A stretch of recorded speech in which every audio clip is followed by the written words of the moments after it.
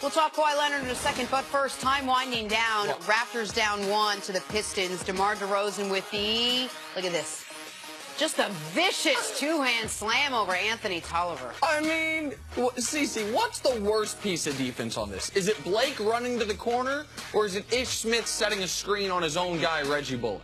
They had some bad defense about 80 feet away from the bucket. Like, I don't know why they think he was going to shoot from back there. I mean, watch this. Watch how bad this is. That's 85 feet, 75, big bad. Blake, oh no! Well, come on. You're up 1 with, at this point, 6 seconds left. Come on, Detroit. Detroit lost, by the way. Grizzlies, Bulls, and Tank special, but look at the pass from Chris Dunn. Now, listen, the Bulls got a memo from the NBA. They're like, we think you're tanking. You got to stop playing your bad players, start playing your good players. Bulls responded to that by going out and getting this big dub over the Grizzlies. Now, this is a good player right here. Lauri Markkanen? The rookie from Arizona. We watched him play. Arizona played in Poly Pavilion against UCLA last year. You knew he was going to be an NBA star. I did not know he was going to be an NBA star. I thought he was. I tried to put you in on that corner. Well, I didn't. I'm just being honest with the audience. I thought he could only shoot and do nothing else. I was wrong. I might have profiled. Finally, bad pass, Lonzo, fouled by good defense, Lonzo.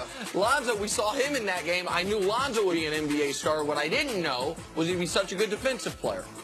He is a better defensive player because he's not a great athlete, but he's a great positional defender. And Luke Walton said he's been their most consistent defender this season. He's great basketball instincts, I assume taught by his dad. Yeah, of course. All his good stuff taught by his dad. All the bad stuff taught by the mom. Moving on to the trials and tribulations of Kawhi Leonard. He's played only 9 games this year, recovering from that quad injury. He's reportedly been unhappy with the Spurs medical staff and has been rumored to want out of San Antonio. Here's something we haven't said in a while. Let's hear from Kawhi Leonard. Everything was done as a group. I don't feel like nothing was friction. I talk to Pop every day. He knew what the progressions were. He knew what I was doing the whole entire time, as well as the front office. And we made a group decision, so it wasn't me just going out and saying, I'm going to go do this. Would you like to finish your career as a Spur? Yeah, for sure.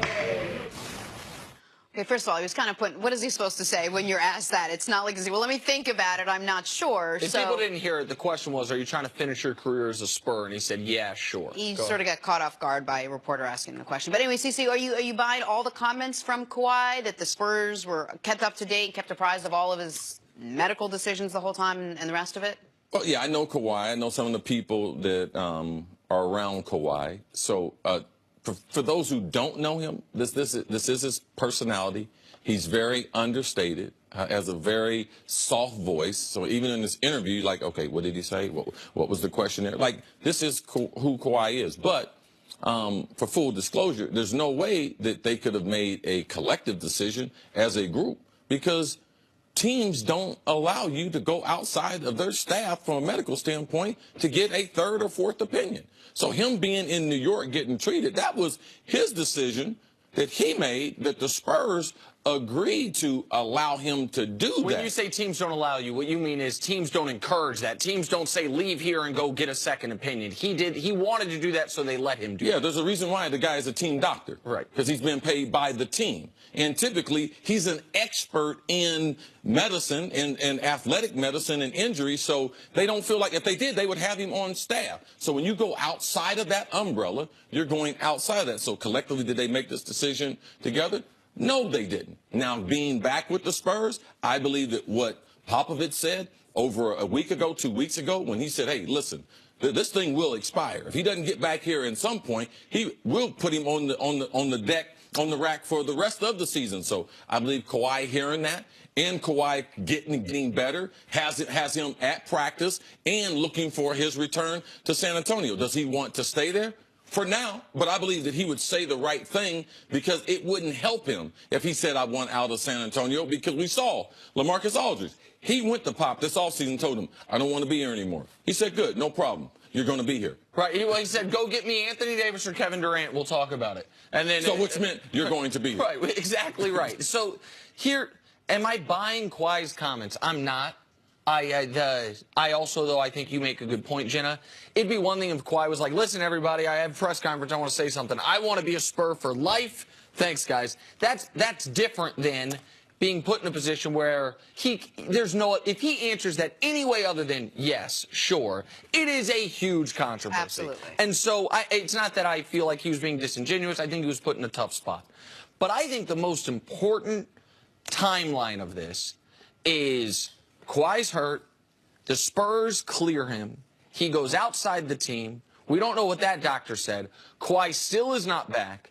Greg Popovich has that press conference and sets a de facto deadline, and within 5 days, we hear Kawhi's coming back. Like that, it does not take Dick Tracy to figure out what happened there. Some great detective. We know what happened there. I feel I know what happened there. That the Spurs felt Kawhi was going to wait until the last possible moment to clear himself to where he was always planning to play in the postseason for this team.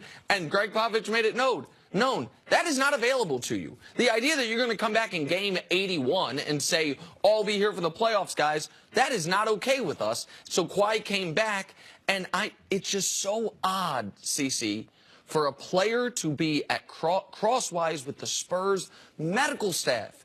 This is a team that punted on a chance to defend their first title with Tim Duncan. Why? Because they had him have a knee surgery he didn't want to have because they thought it was better for his long-term health of his career. Like, the Spurs are ultra-conservative on these things. That don't mean they're always right. Just because they have a history and just because that worked out for him, that does. I know Kawhi his injuries are real. No, he's not that kind of player. He's not that kind of person.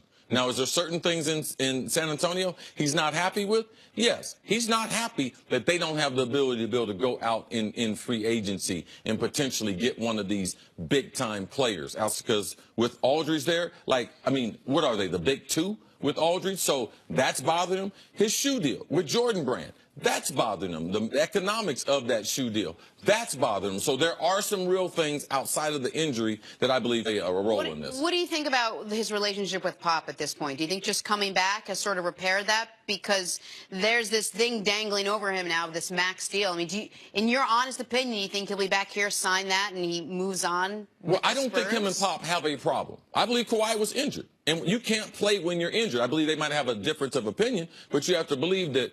You have to know this. Pop is one of the great managers of personalities of not only basketball, U.S. basketball players, but international. He is able to have a locker room with, many different personalities, many different nationalities, and it goes smoothly. I believe this is just a bump in their relationship. I believe that Kawhi and the Spurs will work it out. They will not allow Kawhi to leave there. Kawhi's making, CC mentioned the shoe deal, $500,000 a year. I'd be shocked how low that is for an MVP candidate. $500,000 a year in his Jordan Brand shoe deal. He does not have a signature shoe. Yes, part of that is playing in San Antonio.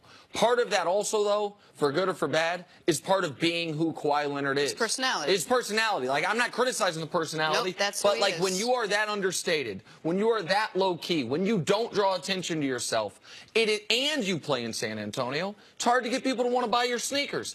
For kids to want to wear your sneakers, which therefore makes it hard for a sneaker company to say, we want to give you $10, $12, $15 million a year. No, you're right. All right, coming up, let's go back to the Cavs. Is LeBron James really at the peak of his powers? Talk about that next on First Things First. He says he is. Then, must believe him.